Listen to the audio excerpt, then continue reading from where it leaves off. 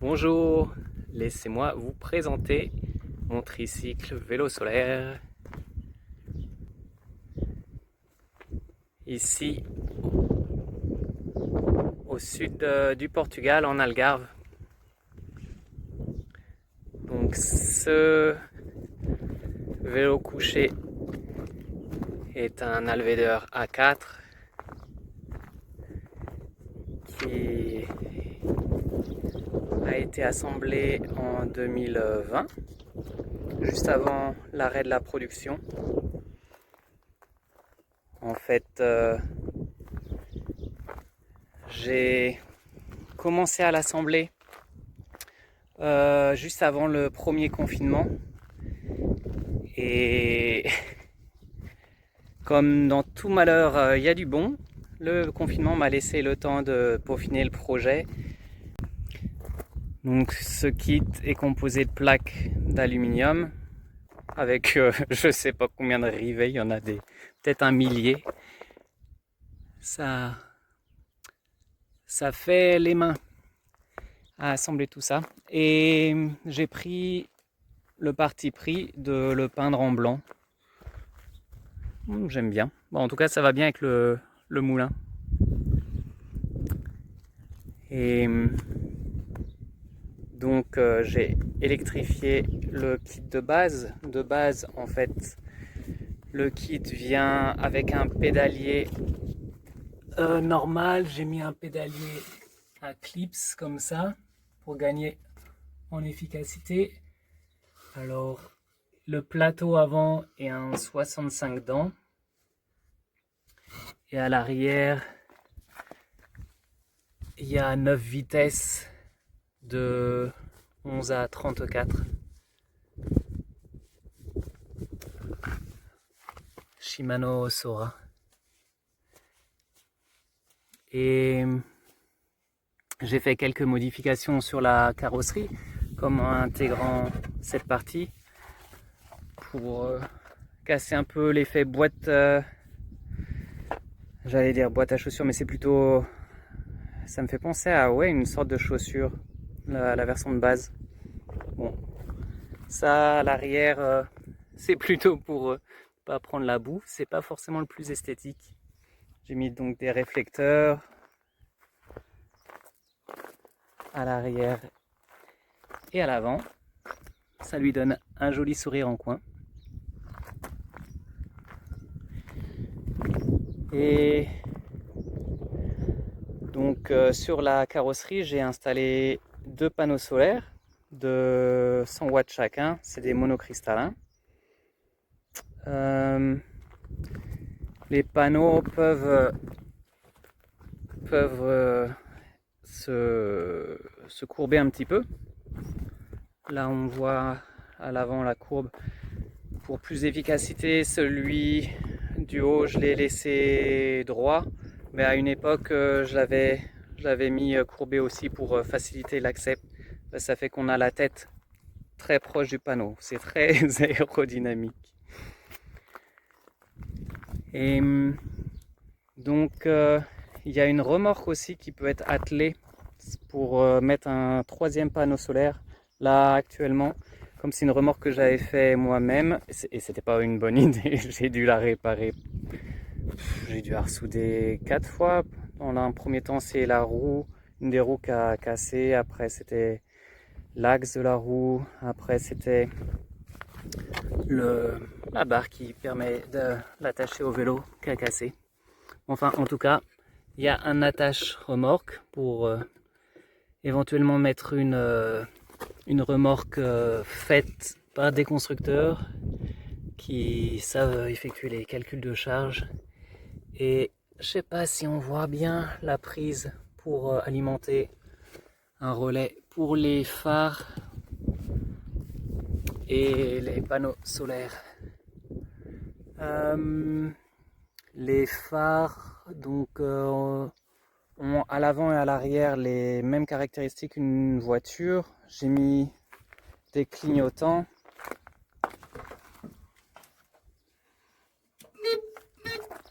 avec un rappel sonore pour pas les oublier quand ils sont en marche. Donc là,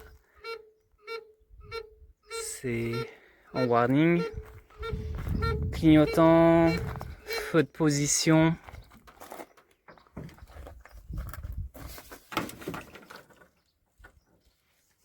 Est-ce qu'on voit, voilà, feu de position, feu de route et le frein. Là, ça va être difficile d'actionner. Ah, peut-être je peux y arriver. Est-ce qu'on voit là, quand je freine, ça devrait actionner le frein arrière. Et donc la prise arrière relaie ces informations en cas d'installation de remorque.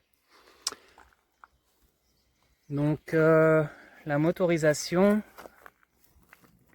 est un moteur Mxus de 1000 watts alimenté en 60 volts et j'ai mis à l'intérieur un capteur de température pour avoir les informations sur l'écran que je présenterai tout de suite après, et un liquide qui s'appelle Statorad de Greentech pour aider la température, la chaleur à aller vers l'extérieur. À la base, j'avais même commandé des ailettes pour encore aider plus le refroidissement, la dissipation, mais ça n'allait pas parce que ça permettait plus de gonfler le pneu parce qu'il n'y avait pas assez de place. Bon, jusqu'à présent, j'ai jamais eu d'excès de température avec déjà le Statorad, ça fonctionne bien même sur des routes montagneuses. Du coup, ce vélo couché est équipé de 2 freins à tambour à l'avant, un frein à disque à l'arrière et une régénération en cas de forte descente, et pour même en fait quand je veux recharger la batterie, j'actionne l'accélérateur qui, quand j'appuie sur le frein, hop, donc le frein est ici, le frein principal, quand j'actionne en même temps la molette, si j'arrive à faire tout ça en même temps, ça envoie l'électricité générée par le moteur pour freiner et recharger la batterie. Là, en ce mois de février, avec le soleil encore un peu bas, les panneaux solaires donnent quand même 120 watts et ça peut aller jusqu'à 200 watts crête. Au niveau des commandes, il faut prendre en main. Ça prend quelques minutes pour s'habituer. Donc on a un levier central entre les deux jambes, un frein principal ici, le frein à disque à l'arrière en cas de besoin, le sélecteur des vitesses pour augmenter ou diminuer la puissance nécessaire. Là, je l'ai bridé à 1200 watts. Il peut aller en vrai à 1500 watts sans problème, vu qu'il est alimenté en 60 volts. Et après, il y a la sélection des vitesses à la main droite. Et j'ai un klaxon aussi très puissant. Ça casse les oreilles, il est à 110 ou 120 décibels, un truc comme ça. Mais oui, quand j'ai équipé ce vélo, je voulais me sentir vraiment en sécurité, que à la base j'avais acheté pour remplacer une voiture et pour faire des longues distances. Donc c'est quand même un véhicule très bas et pour être bien vu, c'est important d'avoir des éléments de sécurité. Le joli drapeau breton aide beaucoup aussi à la visibilité. Comme je suis de Bretagne à la base.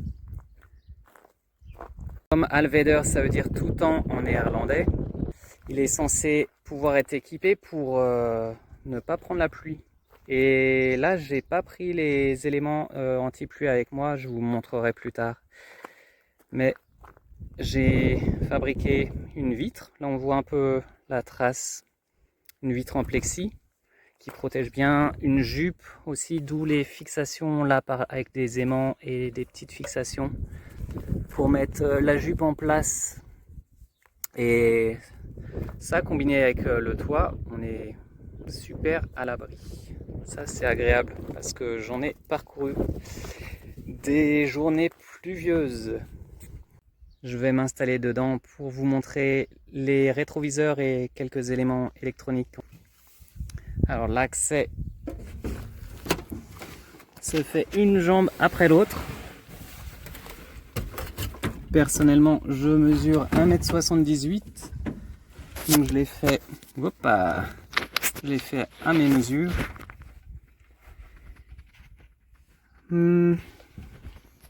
Ici j'ai la coupure générale en cas de problème avec un disjoncteur. Hop. Et ensuite la clé de démarrage. S'il n'y a pas la clé, il démarre pas. J'ai la sélection marche avant ou marche arrière parce que avec le poids qu'il fait, parce qu'avec le poids qu'il fait en côte, même légère, ça devient compliqué à démarrer en pédalant. Surtout que le pédalier il est plutôt adapté à partir de 10 km/h, mais en dessous, c'est difficile. Donc on peut céder. Là en marche arrière.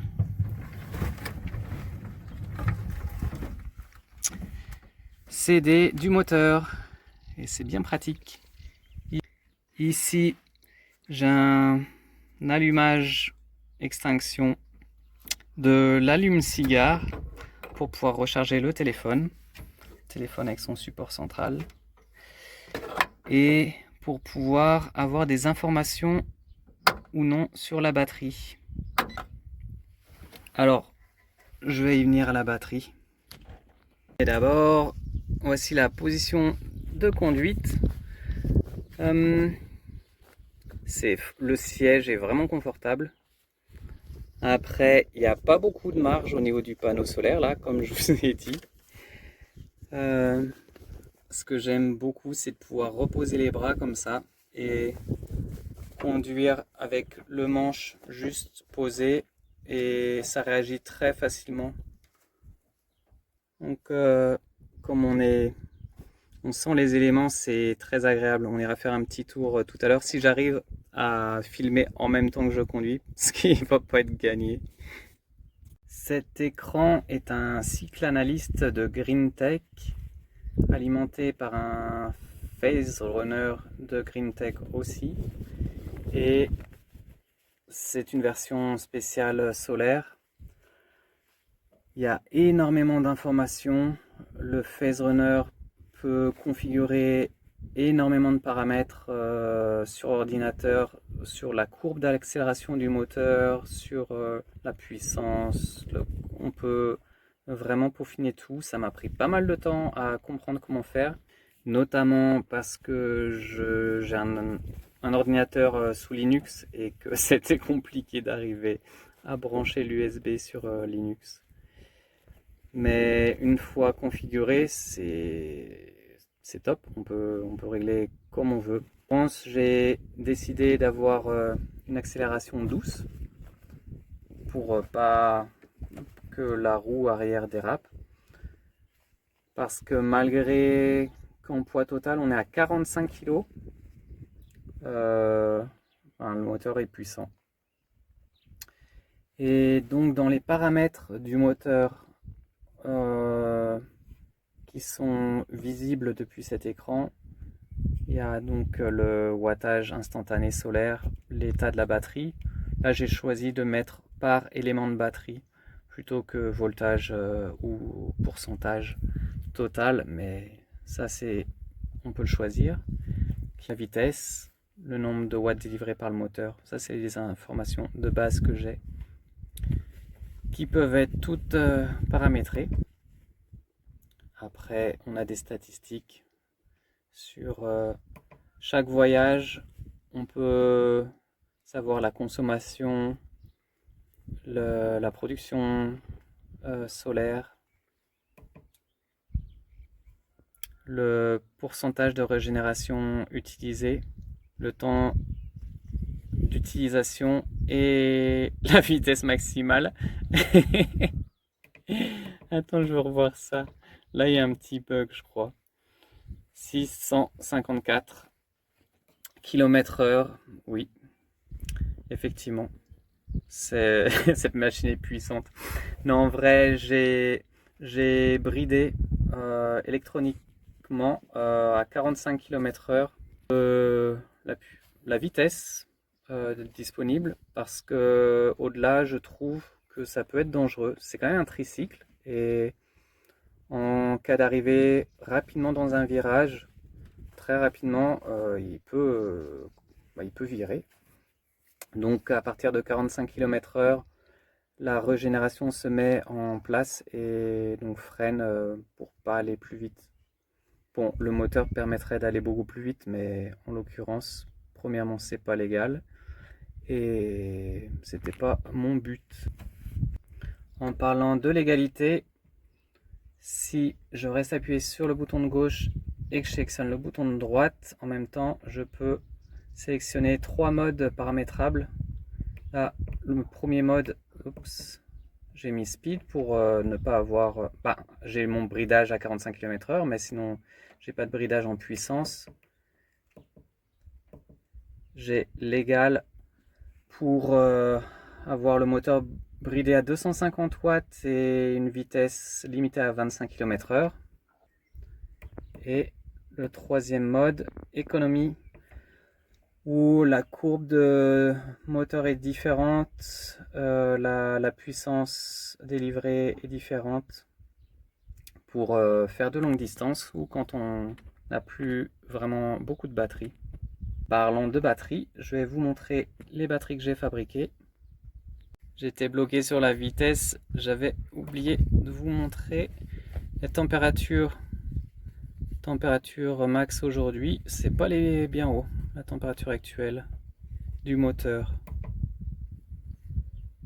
Et voilà, l'avantage, c'est qu'on peut sélectionner aussi avec une seule main. C'est pas simple à l'aide. Donc je reste appuyé sur le bouton droit et ensuite je fais un clic à gauche. Là, je suis sur la batterie B et je peux sélectionner la batterie A. Donc j'ai le nombre de cycles de batterie affiché aussi. Dans l'occurrence, la batterie A, elle a 33 cycles de recharge et la batterie B, elle en a 41. Donc là, on est début 2026. J'ai assemblé les batteries en 2020. Donc les batteries ont 6 ans. Et en 6 ans, je les ai vraiment économisées parce que je n'ai effectué que 6000 km en tout. Je vous expliquerai par la suite pourquoi. Chose que j'ai laissée d'origine sur le vélo, c'est les rétroviseurs. Mais franchement, ils sont un peu petits. Ouais, bon là, je sais pas, j'imagine ça vous donne pas à voir grand chose. On voit, mais c'est c'est quand même tout petit. Pour sortir du vélo, j'avais imaginé une ouverture du toit que j'ai pas condamné. On peut le faire, sauf que là, non, j'ai mis des colsons, il faudrait que je les fasse sauter. On peut enlever le toit en débranchant les panneaux solaires. C'est faisable, c'est juste... moi, ça me saoulait en fait. Je trouvais que ça prenait trop de temps à enlever et remettre, ce qui fait que ouais, je sors sur le côté parce que je suis encore un peu souple. Pour ceux qui se demandent qu'est-ce que c'est que ça, c'est quand la cape de pluie elle est mise, je peux pas mettre mon téléphone en bas. Enfin, je peux le mettre mais je vais pas le voir. Du coup, j'ai ces scratchs et j'ai un système d'attache à l'arrière de mon téléphone pour avoir mon GPS qui fonctionne. Bon, c'est un peu route, mais ça marchait bien. Il y a beaucoup de choses que j'aime bien dans ce vélo, mais une que j'aime particulièrement, c'est l'espace. Si on enlève le siège, ça permet d'accéder à cet espace. Je ne sais pas combien de litres il y a, mais c'est vraiment très grand. En voyage, ça me permettait de mettre une tente, un sac à dos, sac de couchage. Il y a là, sur les côtés du siège, j'espère que vous voyez passer avec les reflets du soleil, je vois rien du tout. Il y a moyen de mettre aussi des choses comme l'eau ou peu importe. Et même à l'arrière, derrière les plaques d'alu, il y a pas mal de place encore. Il y a juste le cache de la roue là qui est idéalement, si ce serait plat, ce serait encore mieux. Enfin, il y a quand même beaucoup de place. Je vais enlever le siège pour vous montrer les batteries. Donc, j'ai mis ces caches pour les protéger de la pluie. Donc, c'est censé être étanche à la pluie.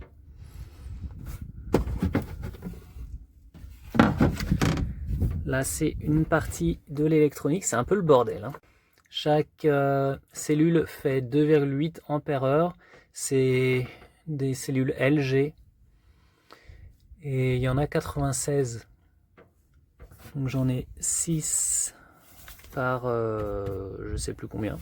Je vous dirai plus tard.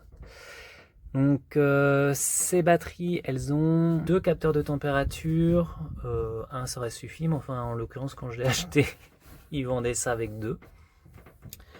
Et qui va déclencher automatiquement au-delà de 40 degrés une alarme, et au-delà de 45 degrés le ventilateur se met en route à l'arrière de la batterie pour évacuer l'excès de chaleur. Ça m'est jamais arrivé.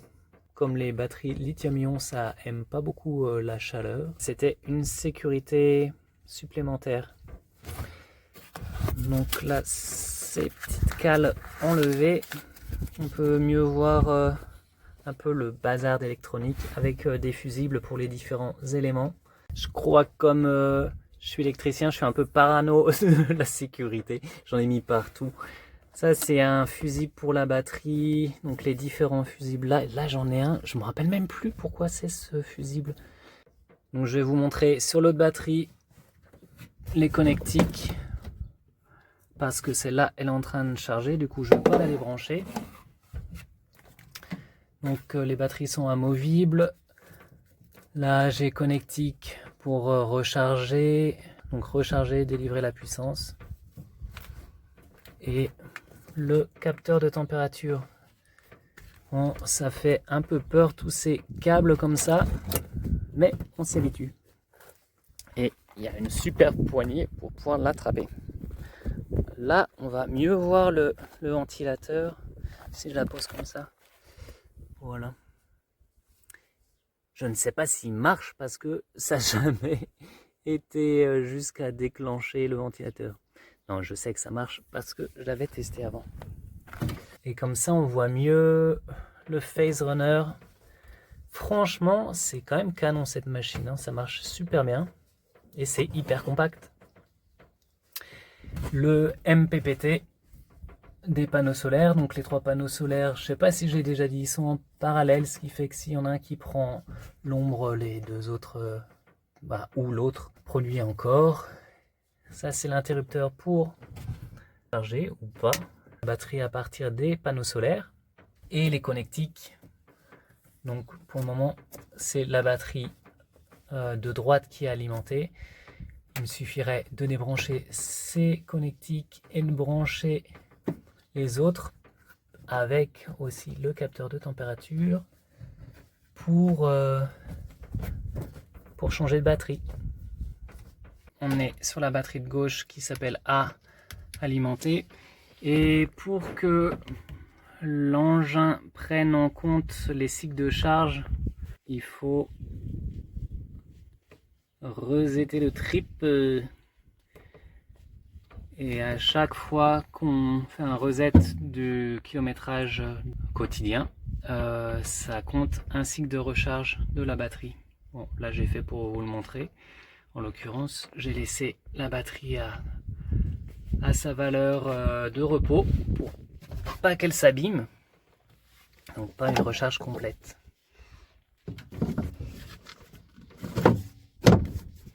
Je vais vous montrer tout sur ce vélo. Jusqu'à comment remettre le siège. Là j'ai juste posé.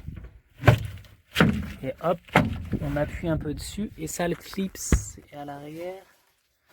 Ouais. Il est clipsé aussi. Bon, c'est bien beau de parler des caractéristiques du véhicule, mais c'est quand même mieux de pouvoir rouler avec. Alors je vais essayer de vous faire une petite vidéo pour vous montrer comment c'est sur la route. Malheureusement, là j'ai monté le vélo ici parce que je trouve que le point de vue est magnifique.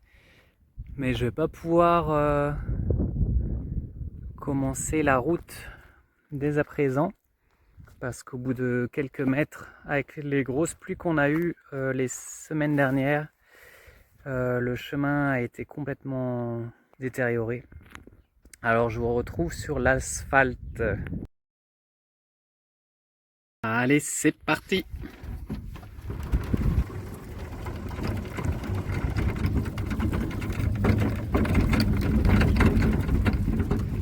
Donc dans les chemins de cailloux, l'inconvénient c'est qu'il est assez bruyant du fait de la structure.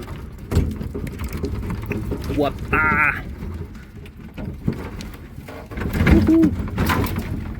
Bon, ça passe. On va y aller doucement.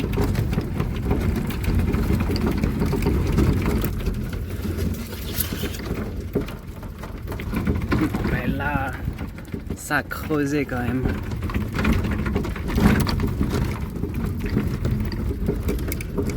C'est hyper ludique parce que chaque petite aventure comme ça,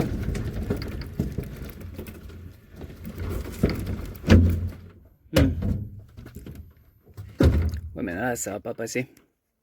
Je disais donc, c'est hyper ludique parce que chaque petit obstacle se transforme, ouais, en jeu.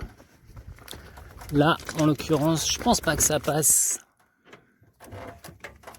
Ça passe! Non, ça passe pas. Heureusement, même quand on le plante comme ça, eh bien, c'est quand même hyper léger. Et là, d'une main, peut-être je vais pas pouvoir le faire. Avec la poignée à l'arrière, on peut... Là, je vais devoir prendre une main un peu plus forte. On peut le sortir de toute situation, même avec du chargement. Et là, en l'occurrence, une pente assez forte. Donc je vais quand même utiliser les deux mains. Mais non, en fait, il passait en marche avant. Bon, bah tant mieux. En pente, il faut quand même avoir le frein pas très loin. Sinon, on doit le retenir avec le poids de son corps. Hop.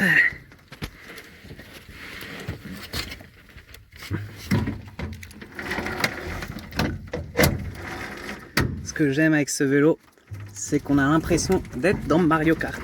Tout le temps, peu importe ce qui se passe.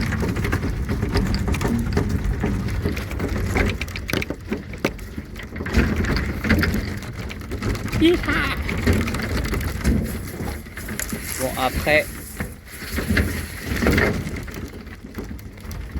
quand on est sur l'asphalte, c'est quand même vachement plus smooth. Au moins, je vous aurais tout montré de ce chemin défoncé.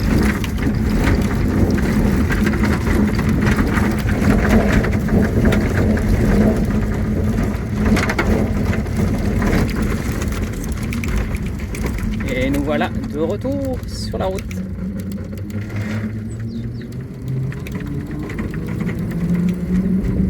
Bon là, Là, pour pouvoir freiner comme ça, des sons vraiment sévères, je vais devoir utiliser les deux mains. Ah non, même pas besoin. Ah, par contre, si je mets pas de puissance dans le moteur, il va pas m'aider. Voilà.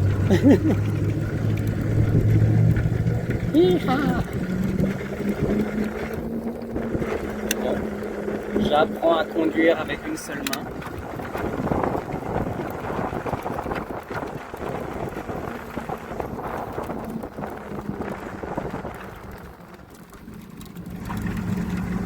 Ah, avec une seule main, c'est compliqué de mettre le clignotant. J'espère que vous m'entendez. Allez, on fait une petite accélération.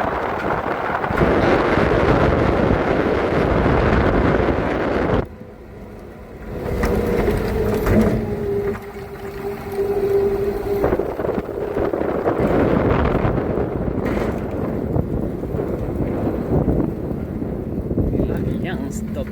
Alors, stop, je m'arrête. Par contre, j'ai pas changé de vitesse. Ouais.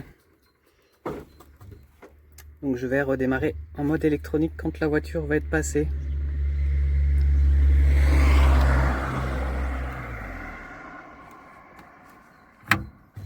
Si j'enlève le frein, ça marche mieux. Et voilà.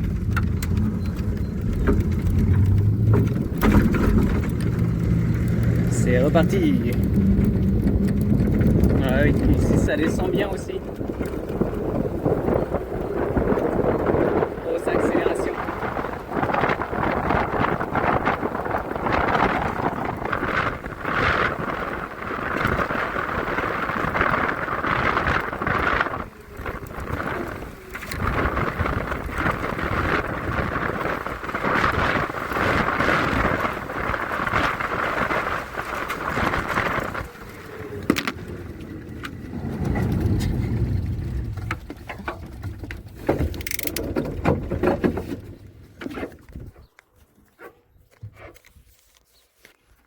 Bon là c'était quand même une grosse descente, j'ai dû lâcher le téléphone pour pouvoir utiliser mes deux mains. Parce que donc j'ai le frein principal qui quand même, là tout ce que j'ai fait sur la vidéo c'était que avec le frein, les deux freins à tambour, donc ça marche quand même bien. Après pour pouvoir mettre le frein à disque, il faut quand même avoir la position comme ça avec le pouce. Et la régène, elle fonctionne vraiment bien, surtout quand il y a des vitesses élevées. Mais de fait, il faut la deuxième main. Donc c'est une prise en main. C'est reparti.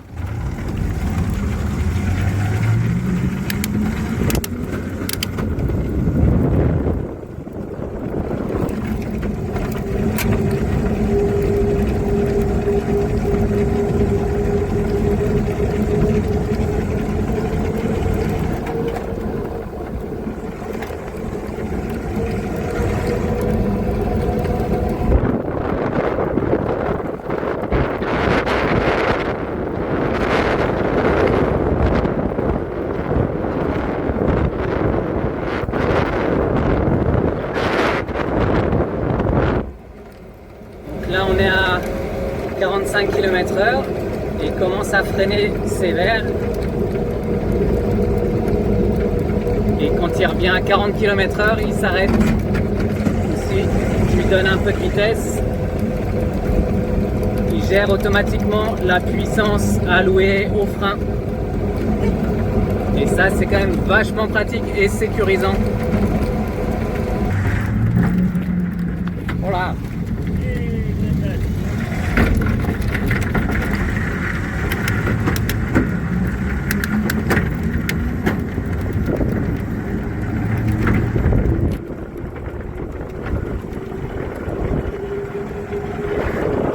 D'avoir réussi à utiliser la régène en même temps que je fais la vidéo et du coup vous ne devez pas voir grand chose.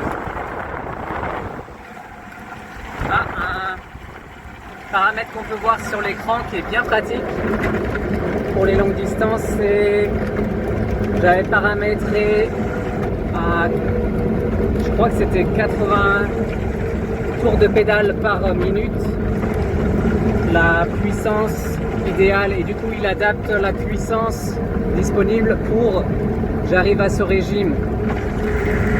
Ça permet de pédaler en rythme. Il y a plusieurs modes de paramétrage de comment il gère la vitesse et l'accélération.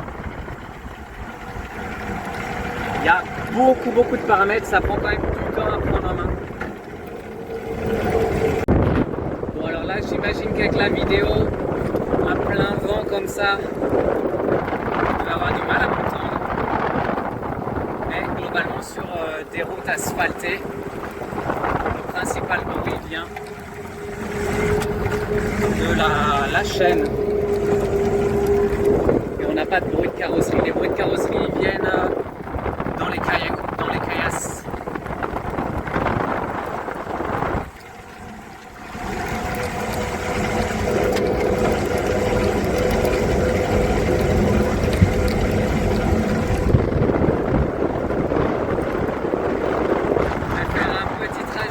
Parce que j'ai un rendez-vous. Alors, je vais devoir faire demi-tour.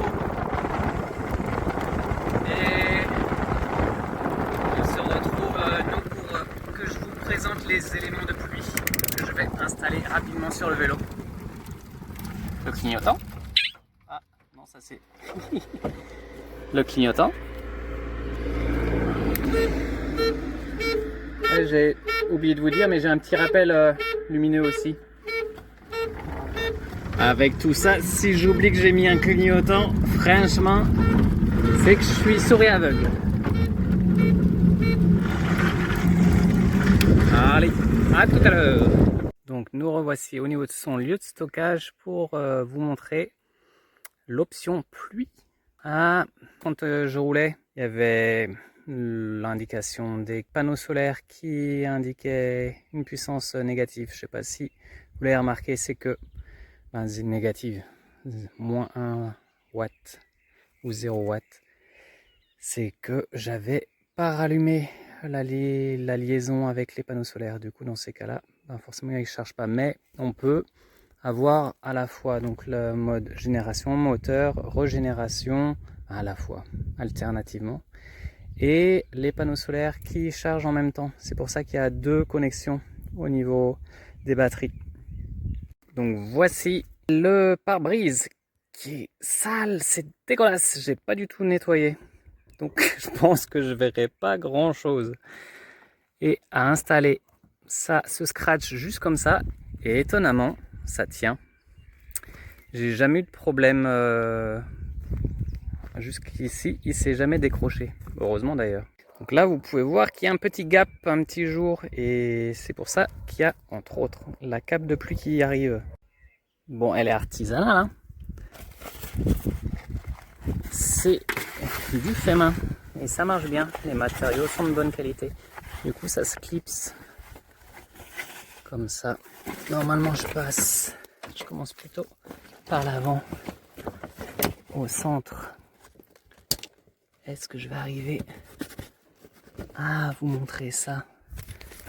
Franchement, d'une main, c'est galère. J'enlève l'écran. Ça va être plus simple. Hop, une fois que le centre est mis, le reste passe tout seul. Voilà, là, ça se clipse tout seul. Élastique là, clips aimanté. Et un autre ici. Et c'est la même chose de l'autre côté. Aimant. Ah, la jupe est au-dessus. Ça n'a pas marché en cas d'infiltration. Il faut que la jupe soit en dessous. Hop. Ainsi. Au début, j'avais mis juste des systèmes aimantés. Et en fait, avec le vent, c'est pas du tout suffisant. Les élastiques sont indispensables. Et une petite pression au-dessus. Voilà. Alors là, on est au top. Bon, une fois que ça s'est mis, pour pouvoir rentrer dedans, c'est un peu compliqué. Mais non, grâce aux fermetures éclairs, Ça se fait. Ah, demain. Ouais, c'est un peu plus sportif que quand elle n'est pas installée. Ce que je fais généralement, c'est que je l'installe que d'un côté. Je rentre dedans comme ça et ensuite je la reclipse de l'intérieur. Moi, je vais installer le tout pour que, si je me pète pas la gueule, pour que Alveder prenne tout son sens avec ce pare-brise dégueulasse. Voilà. Et voilà. Et là, la pluie peut bien se tenir. Il n'y a que la tête qui dépasse, qui peut prendre des petites bruines. Pour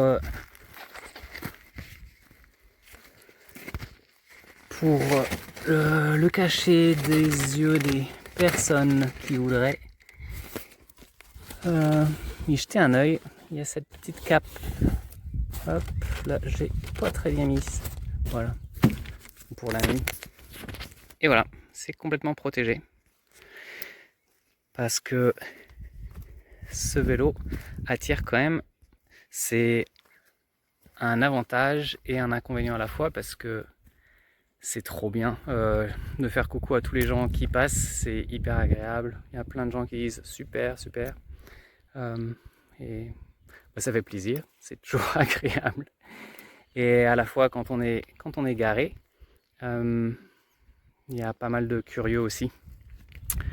Du coup, moi c'est pas pour ça que je vais m'en séparer parce que oui, ce vélo est à vendre. C'est parce qu'en l'occurrence, peu longtemps après le deuxième confinement, j'ai arrêté de l'utiliser et parce que j'étais en voyage avec, sauf que ma vie a changé, j'ai quitté la France et maintenant je vis dans un appartement. Et là, j'ai un lieu de stockage où je peux le laisser, mais qui est hyper loin de l'appartement où j'habite. Et ouais, c'est chiant parce que dans un appartement, ça tient pas et pas moyen de le laisser garé dans la rue. Il y a des gens qui seraient trop curieux et aussi les chats, quand je campe des fois, il y a des chats qui viennent le visiter la nuit. C'est pas top pour ça. Voici les avantages et inconvénients de ce véhicule.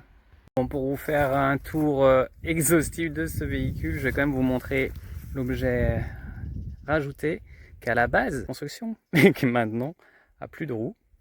C'était la remorque. Alors, comme ça on voit mieux. Ça faisait une place de ouf avec son panneau solaire qui servait de toit. Et dedans, j'ai une capacité énorme de je sais pas combien de litres. J'étais content parce que la structure là est en alu. J'avais fait en toile de yourte, en toile maritime, l'extérieur. Et ça marchait bien au niveau de la structure. Sauf que c'est juste le châssis qui était tout pourri. Et du coup, juste pour vous montrer, donc, là, on peut le mettre à cet endroit-là et les deux connexions pour le solaire et les feux. Donc, ouais, en dessous, c'est de l'acier. C'était assez lourd, mais pas suffisamment. Et j'avais fait avec des roues récupérées et il faudrait des roues de BMX au moins pour que ça fonctionne. Là, les roues de petit vélo, ça marchait pas du tout. Ben, ça a marché, mais pas. Ouais, ça a cassé au bout de quelques milliers de kilomètres. Donc voici pour ce tour de vélo mobile solaire. Dites-moi si ça vous a plu. Dites-moi si vous avez des retours d'expérience sur le Alveder A4 et j'espère que vous allez passer une bonne journée. Ciao.